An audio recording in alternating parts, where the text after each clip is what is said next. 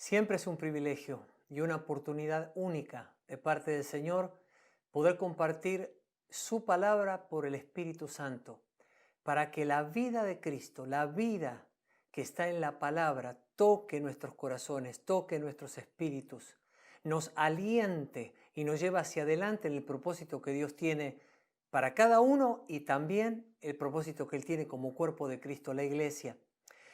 Quiero hacer referencia al video especial que nosotros grabamos como equipo ministerial para diciembre del 2020, que fue titulado Para todo tiempo.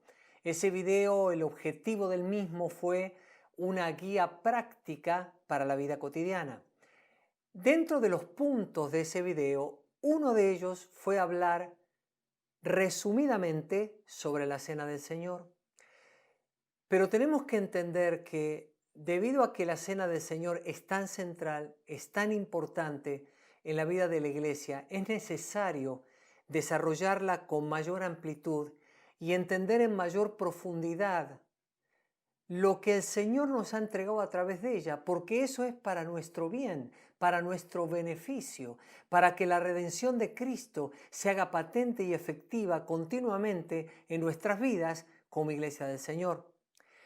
Teniendo esto en cuenta, nosotros pudimos ver en esa oportunidad que la cena es la provisión sobrenatural de Dios.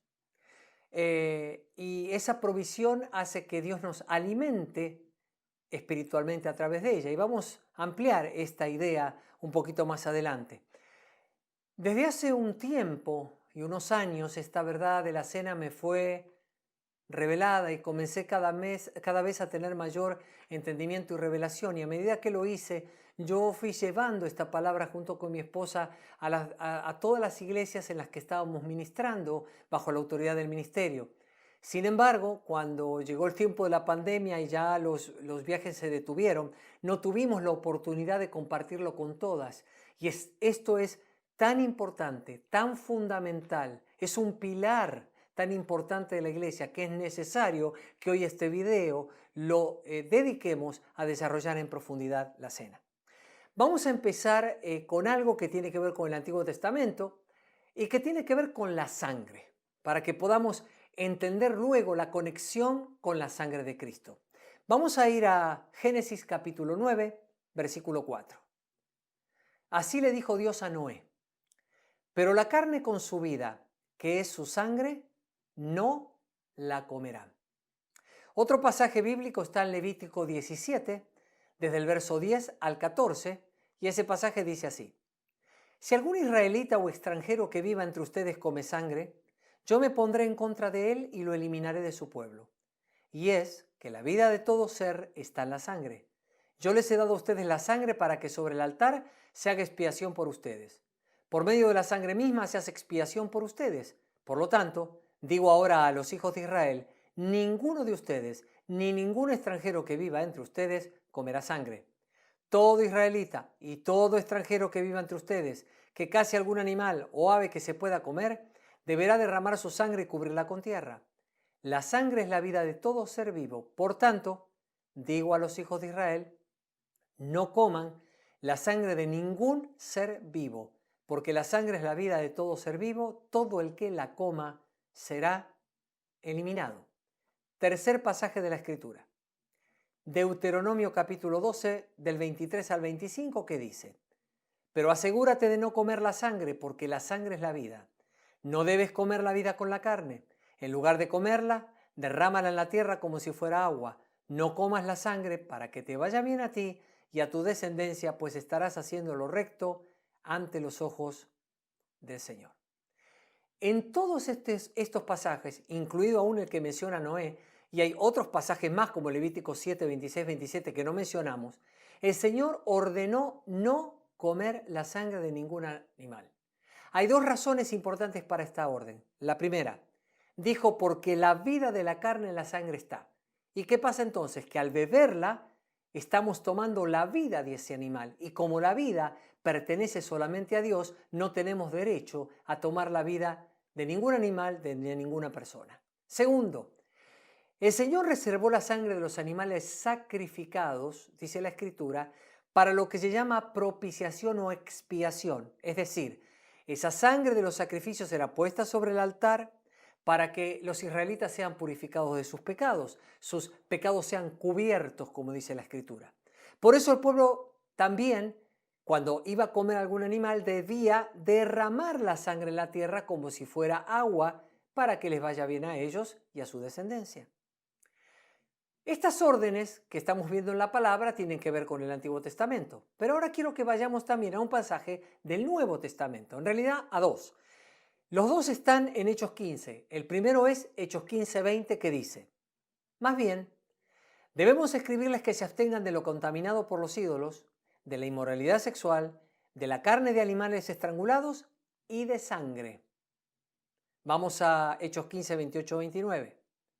Nos pareció bien al Espíritu Santo y a nosotros no imponerles a ustedes ninguna carga aparte de los siguientes requisitos: abstenerse de lo sacrificado a los ídolos, de sangre, de la carne de animales estrangulados y de la inmoralidad sexual.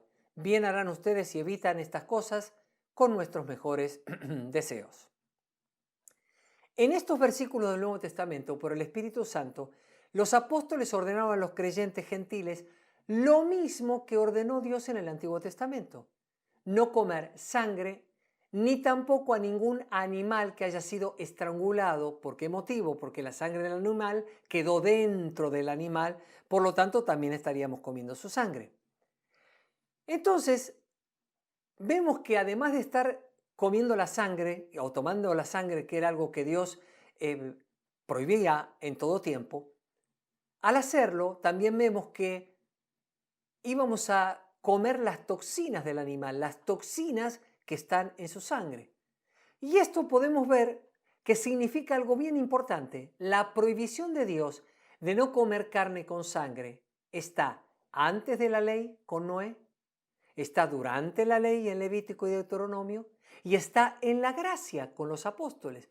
Quiere decir que esta es una prohibición de Dios que abarca todos los tiempos, y el día de hoy esa prohibición de Dios es también para nosotros, porque en el tiempo de la gracia el Señor dijo: no hagan esto, no se enfermen tampoco a través de las toxinas, y tampoco estén contra mí comiéndose la sangre de cualquier animal, porque a mí me pertenece la vida de todo ser vivo.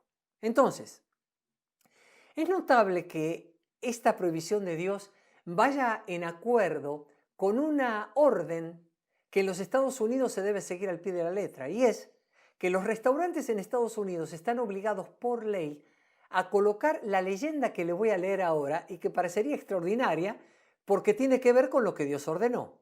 La leyenda dice: el consumo de alimentos de animales crudos o poco cocinados, como carnes, aves, mariscos o huevos, puede aumentar su riesgo de contraer enfermedades transmitidas por alimentos, especialmente si tiene ciertas condiciones médicas. Puede ser cocinado bajo pedido. Parece increíble, ¿no?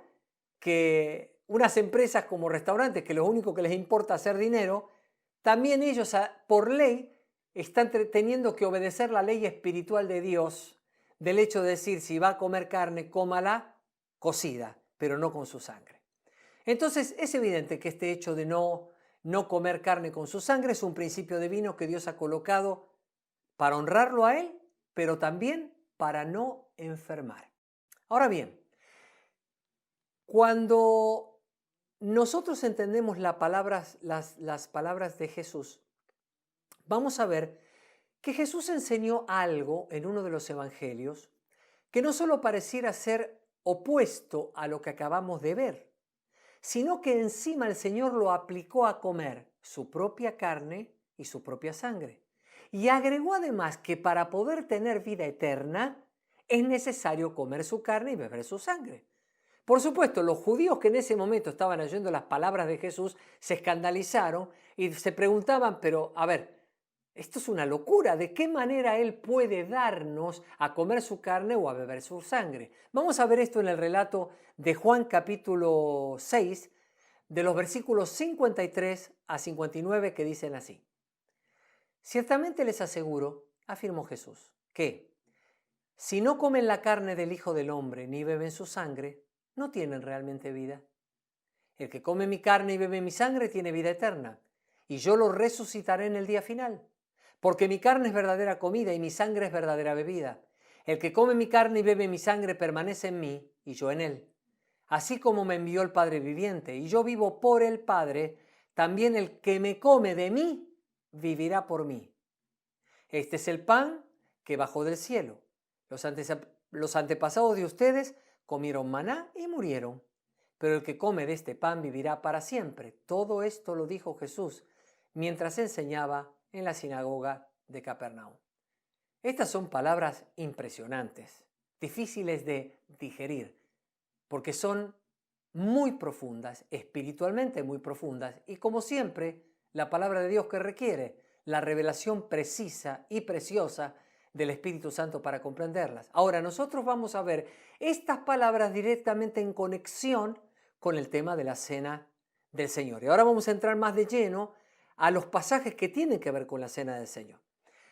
En 1 Corintios capítulo 10, que no vamos a leer todo el capítulo, podemos ver que Pablo nos va a dar entendimiento de gran parte de las palabras que Jesús expresó y que se encuentran registradas en Juan capítulo 6.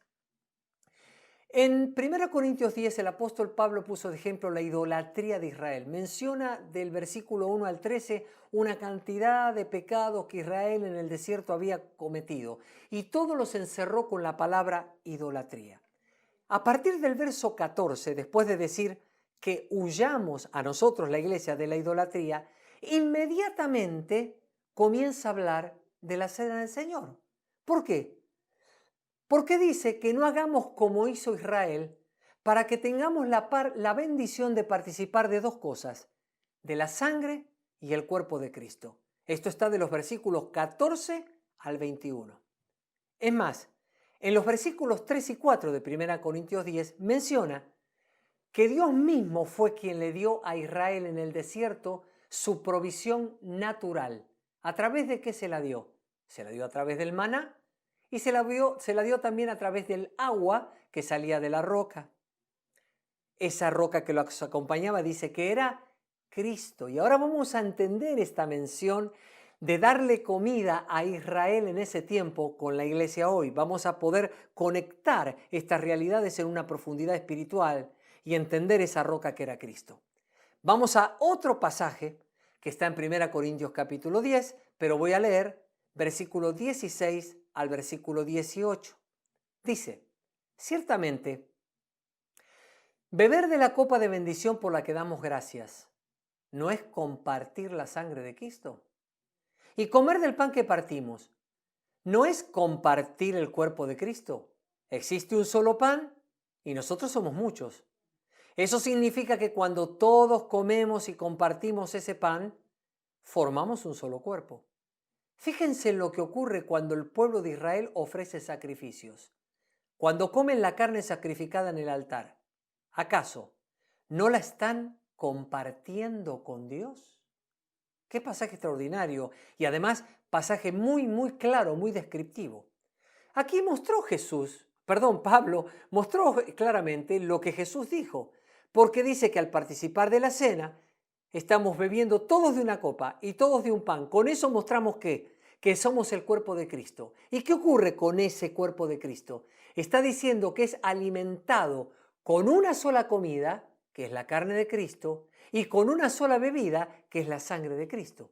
Cuando hacemos esa acción de participar de la cena todos, al participar justamente del cuerpo y de la sangre de Cristo, nos damos cuenta que no debemos tener ninguna práctica de pecado, como lo hizo Israel, porque cualquier práctica de pecado es, al igual que Pablo dijo de Israel, idolatría. Ahí está la unión entre las cosas. Pablo dijo, huyan de la idolatría, puso los ejemplos de los pecados de Israel para hacernos ver a nosotros que para tomar la cena es necesario hacerlo en santidad. De hecho, dice más adelante que si lo hacemos sin entender que se trata del cuerpo y la sangre de Cristo, vamos a ser juzgados. Así que la orden siempre es examinarse a uno mismo, no para no comer, sino para ser limpiados de cualquier cosa que esté fuera de orden y a través de ser limpiado tomar la cena. Ahora, antes les dije que hay una relación entre Israel y la iglesia. Y también les dije que Dios había alimentado con provisión natural a Israel. Esa provisión era maná y agua de la roca. De la misma manera, a partir del Nuevo Testamento, a partir de la venida de Cristo, Dios sigue siendo quien alimenta a la iglesia ahora sobrenaturalmente. ¿A través de qué? Del cuerpo de Cristo y de la sangre de Cristo, es decir, la sigue alimentando a través de la cena. En la antigüedad, Dios le dio la provisión natural y ahora como iglesia nos dio la provisión divina y sobrenatural. Ahora entendemos por qué Jesús dijo, porque mi carne es verdadera comida y mi sangre es verdadera bebida. Ahí vemos la relación perfecta entre la cena del Señor y las palabras de Jesús. Ahora, la figura que presentó Jesús para hablar de la frase el que come mi carne, que está en Juan 6:55, es una idea fuerte. La gráfica es muy fuerte. ¿Por qué? Porque la palabra comer literalmente significa mascar o cascar. La idea, además de ser el hecho de moler bien con los dientes la carne, es más fuerte. Es como cuando alguien tiene una pata de cordero o una pata de pollo o algo así, y entonces uno quiere sacarle hasta lo último porque está muy rica, está muy bien cocida. Entonces uno la toma con las manos y la empieza a roer con sus dientes hasta sacarle toda la carne. Jesús está diciendo eso. El que come mi carne de esa manera y come mi carne de esa manera es el que tiene vida. Está usando una expresión realmente fuerte. Ahora bien, esto que nos hace ver la importancia que tuvo desde el principio, el significado espiritual profundo que tuvo desde el principio, cuando Dios sacó a Israel de Egipto y le dijo que para salir tenían que comer del cordero de la Pascua, y dijo que el cordero lo debían cocinar completo, debían cocinarlo asado y debían comerse todas las partes del cordero sin dejar nada, y además si eran pocos de familia se tenían que juntar para que no quedara nada del cordero. Y uno dice, wow, qué orden tan extraña. No, si la vemos ahora a la luz del Nuevo Testamento y la revelación del Espíritu, esta orden tiene significado espiritual. Significa que Jesús es el Cordero Pascual de Dios que se entregó por completo todos sus órganos, todo su ser, en espíritu, alma y cuerpo. ¿Para qué? Para que nosotros, la iglesia, nos alimentemos de Él por completo también. Ahí está lo poderoso de la palabra, que cada detalle en ella es una revelación que nos muestra a Cristo más grandemente. Entonces, en síntesis, lo que el Señor nos ha dicho a través de esto es, iglesia, mi cena es para ti, tu verdadero alimento y tu verdadera bebida.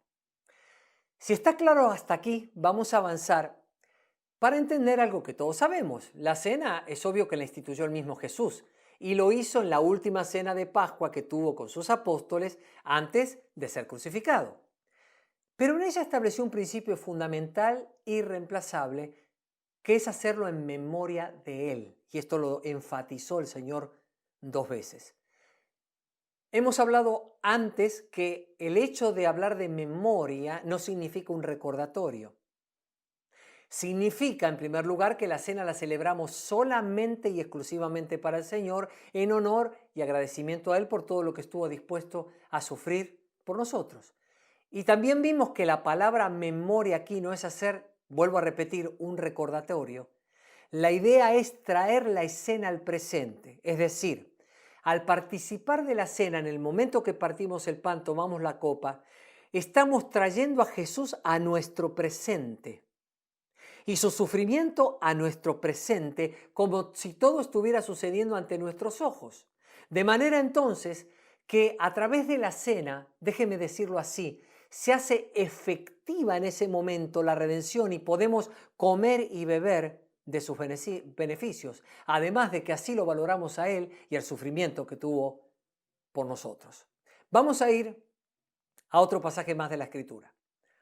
1 Corintios 11, 28, 32, más que conocido, dice así: por lo tanto, cualquiera que coma el pan o beba de la copa del Señor de manera indigna, será culpable de pecar contra el cuerpo y la sangre del Señor.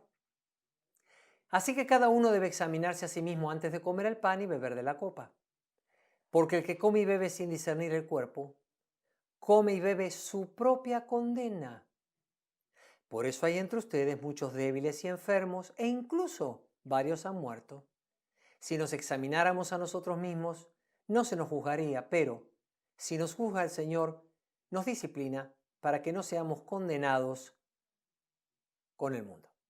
Es claro que Pablo habló muy enfáticamente de discernir el cuerpo de Cristo, porque si no lo hacemos, vamos a comer juicio en vez de comer bendición. Y por esa razón muchos en Corinto estaban enfermos, estaban débiles y algunos ya habían muerto. Cuando dice duerme, la otra versión es muerto. ¿Esto qué significa entonces? Significa que si en verdad discernimos que se trata del cuerpo de Cristo, de su sangre y de su carne, en toda su magnitud, cuando participemos con entendimiento, ¿qué va a pasar? Va a pasar lo contrario al juicio. Va a pasar bendición. ¿Qué va a traer esa bendición? Va a traer salud, fortaleza y vida. Además de eso, a través de la cena que hacemos, anunciamos la muerte del Señor, es decir, el poder inigualable que tiene la muerte del Señor para nuestra redención hasta el día que Él venga. Pablo enseñó el tema de discernir el cuerpo de Cristo. Y entre las cosas que dijo, lo primero tiene que ver con lo que pasó con los corintios. Ellos no entendieron la cena, entonces unos comían antes, los otros se quedaban con hambre, algunos se emborrachaban. Es decir, ni siquiera se esperaban. Eso no era la cena del Señor. Era cualquier fiesta mundana, pero no era la cena del Señor. Y Pablo los reprende porque dice, esto que hacen ustedes es una afrenta al Señor, no se dan cuenta que es el cuerpo y la sangre del Señor. Lo segundo es que la cena es para la iglesia como cuerpo de Cristo en el mundo. ¿Para qué? Para que nosotros participemos en santidad. Debemos tener relaciones sanas entre los hermanos para participar de la cena, porque significa que estoy discerniendo qué cosa. Que mi hermano junto a mí pertenece al mismo cuerpo. Que él y yo somos miembros los unos de los otros siempre, y eso nadie lo puede cambiar porque hemos sido redimidos por la misma sangre. Entonces tenemos la responsabilidad no solo de discernir que se trata del cuerpo y la sangre de Jesús, sino también del cuerpo de Cristo en la tierra, que es la iglesia. Por último, sabemos que el objetivo de la cena, obviamente, es hacerlo en memoria de Cristo. Él es el centro exclusivo de esta celebración y por lo cual participamos. Ahora, yo quiero ir bastante atrás de la historia para que podamos entender por qué Dios eligió que esta idea de la cena tenga que ser un acto de comida y de bebida. ¿Por qué no otro tipo de cosas que no tengan que incluir comida y bebida? Voy a hacer un poco de historia. En Génesis 3 se relata cuando el Señor expulsó al ser humano del Edén. Todos sabemos que puso querubines, una espada encendida que revolvía por todos lados. ¿Para qué? Para que el ser humano que ya había estado en pecado no volviera ¿a dónde? Al árbol de la vida. Porque si seguía tomando el árbol de la vida después del pecado, iba a vivir eternamente en condición de pecado. Y Dios, que es bueno, no quiso eso. Es evidente que el ser humano sin pecado comía del árbol de la vida. Y también es evidente que espiritualmente hablando, el árbol de la vida del Edén representa para nosotros a Jesucristo mismo. Ahora, después que el ser humano pecó, obviamente no pudo comer más del árbol. Entonces, ¿qué pasa? ¿Qué necesitaba el ser humano? Necesitaba, para volver a comer del árbol de la vida, necesitaba que el pecado fuera quitado, para que su plena comunión con Dios, la que tenía antes de pecar, le fuera restaurada. Si eso ocurría, podía recuperar su acceso al árbol de la vida. Vuelvo a repetir que es Jesucristo. Esto es lo que Cristo logró en la cruz, porque por su obra de redención, ¿qué hizo Cristo? Cristo en su obra de redención quitó el pecado de por medio. Y desde ese momento, el camino al árbol de la vida, me estoy refiriendo al camino espiritual, no al árbol físico que estaba en el Edén, sino al camino espiritual hacia el árbol de la vida que es Jesucristo, quedó abierto. Para nosotros no hay querubines ni espada encendida que nos impida llegar a Jesucristo. Entonces, ¿qué es lo que tenemos que hacer los redimidos? Los redimidos debemos comer del árbol de la vida. ¿Y el árbol de la vida quién es? Es Cristo. Pero a ver, ¿cómo podemos comer de él? Si estamos entendiendo todo el mensaje, la respuesta es sencilla, porque está íntimamente ligada a la cena del Señor y a su poder. Vamos a comer de Cristo cuando comamos la cena del Señor y comamos así del árbol de la vida. Dese cuenta una cosa lo que hizo Dios. ¿Cómo cayó el ser humano en pecado? A través de una comida. Desde ese momento que comió eso, entró en pecado. Ahora, ¿cómo disfruta ahora el ser humano de los beneficios de la redención? Por medio de otra comida. El cuerpo y la sangre de Cristo, es decir, la cena.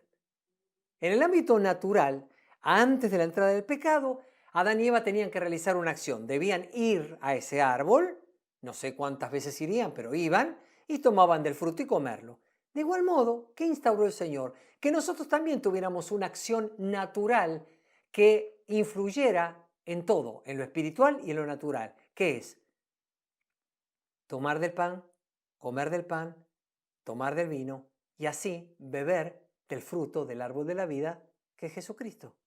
Es por eso que siempre debemos hacerlo juntos y en unidad. Cuando comemos discerniendo este cuerpo, ¿qué vamos a recibir? La provisión sobrenatural de salud, de fortaleza y de vida que solo Cristo puede ofrecer. Habiendo entendido esta verdad, vamos a ir a un pasaje más en Hechos capítulo 2, 46. Dice así: ellos perseveraban unánimes en el templo día tras día, y partiendo el pan casa por casa, participaban de la comida con alegría y con sencillez de corazón. Con solo este pasaje se demuestra con claridad, ¿qué cosa? Que la cena del Señor en la iglesia, desde que comenzó, siempre ha sido central. No ha sido un ritual ceremonial. Ha sido central. ¿Por qué? Porque la iglesia entendió no solo que honraba a Cristo, sino que cada vez que comía de la cena del Señor era medicina para todo su ser, medicina para su alma, para su cuerpo, para su espíritu. Le traía salud, le traía fortaleza, le traía vida. Habían comprendido la realidad profunda de la cena y de esa manera ellos podían entonces recibir todo lo que venía del Señor. Por último, en Génesis 14, que no vamos a leer, del verso 17 a 20, usted más adelante lo puede leer, hay algo magistral relacionado con la cena y está nada menos que en Génesis. Y uno dice, pero en Génesis la cena del Señor, si la cena del Señor la instituyó recién Cristo cuando iba a morir. Sin embargo, allí está una revelación impresionante. Dice la Biblia que cuando venía de una guerra, Abraham le apareció el sumo sacerdote Melquisedec. Y cuando él apareció, ¿sabe qué le ofreció Melquisedec? Le ofreció a Abraham pan y vino. ¿Por qué? Porque Melquisedec, que es el mismo Cristo encarnado, que es una figura profética, ¿qué hizo? Utilizó este pan y vino para hablar proféticamente de la cena y de la redención que miles de años después iba a producirse. La pregunta es, ¿por qué lo hizo con Abraham y no lo hizo con algún otro de los siervos de Dios, algún otro profeta? Lo hizo con Abraham por esto. Porque así como dice la Biblia en Hebreos, que los levitas pagaron el diezmo ese día a Melquisedec a través de Abraham, porque recuerde usted que ese día Abraham, ¿qué hizo? Le entregó a Melquisedec los diezmos de todos. Muy bien. Así como los levitas, figuradamente, todos los levitas estaban en las espaldas, en los lomos de Abraham, dice la Biblia. Entonces, en ese momento que Abraham pagó sus diezmos, los levitas los estaban pagando. Así como los levitas estaban pagando los diezmos en Abraham, así también así también Abraham es el padre de nuestra fe, es nuestro padre espiritual. Quiere decir que cuando Melquisedec comió la cena con Abraham, también la comió con la iglesia, porque espiritualmente hablando, la iglesia estaba en los lomos de Abraham. No me diga que esto no es extraordinario. Fíjese si es central la cena del Señor. Mira la importancia extraordinaria que tiene la cena del Señor para que nos demos cuenta que aún desde Abraham Cristo ya estaba anunciando: yo voy a venir con mi cuerpo y con mi sangre, lo voy a entregar por entero para que ustedes reciban fortaleza, vida y salud. Todo esto que hemos visto no solo nos conduce a exaltar a Dios y ver la grandeza de su plan, sino que justamente en esa grandeza de su plan podemos ver dos puntos fundamentales y básicos. El plan de Dios hacia el mundo y hacia la iglesia. Hacia el mundo, la iglesia es el único instrumento en la tierra que puede traer salvación, salud, liberación y vida cuando predica a Cristo, cuando sana a los enfermos, cuando echa fuera demonios y cuando resucita a los muertos. Es decir, cuando trae la manifestación del Evangelio del reino de Dios con poder. La iglesia es el instrumento de Dios para la salvación del mundo. Hacia la iglesia, ¿qué nos dio el Señor? A nosotros, para nosotros, nos dio la cena. ¿Sabe qué es la cena? Lo que usted habrá visto desde que comenzó este mensaje en la diapositiva, en el video, es el arma secreta de salud y de vida, para que podamos comer de Jesucristo como árbol de la vida y recibir de Él sobrenaturalmente fortaleza, salud y vida. No podemos finalizar este video sin tener el privilegio, la oportunidad, la tremenda bendición de participar juntos ahora mismo de la cena del Señor, aunque sea a la lejanía. Pero cuando estamos en Cristo estamos en un solo espíritu y tenemos esa unidad profunda entre nosotros. Por supuesto, probablemente usted no estaba preparado para este momento porque usted estaba simplemente viendo un video y una enseñanza. Pause su video en este momento, déjelo por un momentito, vaya a tomar los elementos necesarios, el pan, la copa, para poder participar de la cena del Señor. Y en este momento vamos a hacerlo juntos en unidad de espíritu, reconociendo al Señor y dándole toda la gloria a Él. Señor, en este momento, conforme a la palabra que hemos predicado, en primer lugar, examinamos nuestras vidas a tu luz. Y si hay cualquier pecado, toda obra que no te pertenezca a ti, te pedimos que nos perdones de todo corazón y que en este momento podamos recibir el beneficio de lo que significa tu redención a través de este pan y de esta copa. Tomando este pan que representa tu cuerpo partido, lo partimos, Señor, en tu nombre, para poder comerlo y comerlo honrándote a ti, teniendo nuestra visión colocada en ti. Lo hacemos para exaltarte a ti, para reconocerte, para agradecerte la manera en que sufriste por amor a nosotros. Y también, Señor, tú hacia nosotros nos entregas el favor de tu redención. Y ahora al comer, comemos salud, comemos fortaleza y comemos vida. Y vamos a ver huir las enfermedades, huir a los espíritus inmundos y ver que tus sanidades, tus milagros y tus prodigios suceden sobre tus hijos que te aman. En el nombre de Jesús comemos de este pan.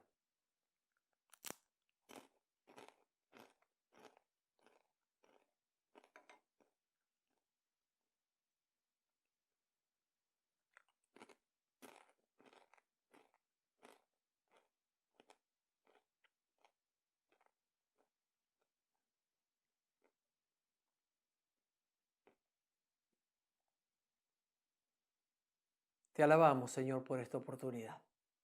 Te alabamos, te honramos, te bendecimos. Y ahora, Señor, cuando tomamos esta copa, es una copa llena de vida. Tú dijiste, Señor, que nadie tomara la sangre de ningún animal, ni tomara sus toxinas. Pero tú a nosotros nos dijiste, sí, beban mi sangre. ¿Por qué? Porque tu sangre es absolutamente pura, sobrenatural, y nos la entregaste para que nos diera vida y nos diste el permiso de tomarla, porque nosotros no la tomamos, tú la entregaste por amor a nosotros y nos dicen, yo la entregué por amor a ustedes, ahora tómenla. En esa sangre tenemos liberación, tenemos perdón, pero también tenemos todos los elementos necesarios de la vida que está en tu sangre. No podemos entender esto, pero lo podemos recibir. Y en tu nombre, Jesús, en este mismo momento, con mucho respeto, con honra y agradecimiento a ti, tomamos de esta copa en este momento. Amén.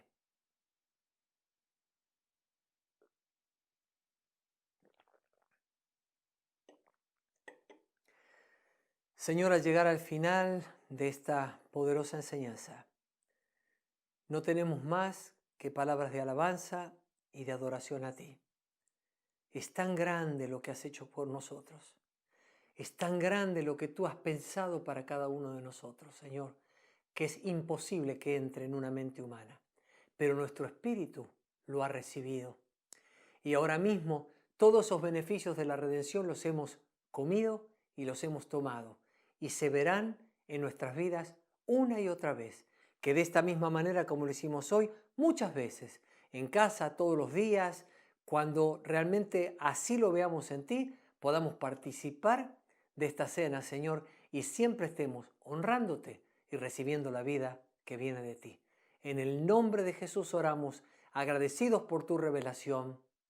Amén.